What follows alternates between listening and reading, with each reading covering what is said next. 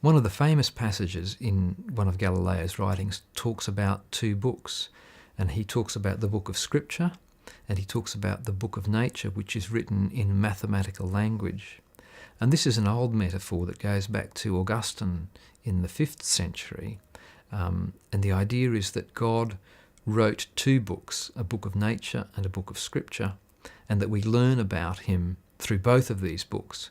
In one sense, we learn more through the book of Scripture, but the book of nature is a book that is open to all, and that the idea in this metaphor is that if we study the book of nature, we also learn about God in much the same way that we learn about him through the book of Scripture. The book metaphor is used in a variety of different ways, I think, and the basic assumption is that God has given us two sources of knowledge about himself, that is to say the world and the written book of Scripture.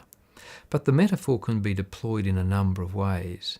I mean, at a basic level it will say the written book of Scripture tells us much more than the book of nature. Whereas in the case of Galileo, Galileo's point in saying that the book of nature was written in mathematical language was to say that only certain people are qualified to read the book of nature.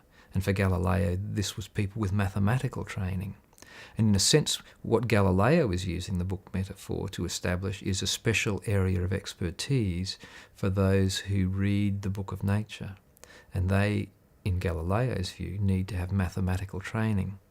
And I think increasingly in the 17th century, the way in which people use, particularly those of scientific persuasion, use the two books metaphor is to argue that if you're going to read the book of nature, you need to have special training, a special kind of expertise, in much the same way that if you read the book of Scripture, it helps to know something about, the principles of biblical exegesis and the original languages and so on and so forth.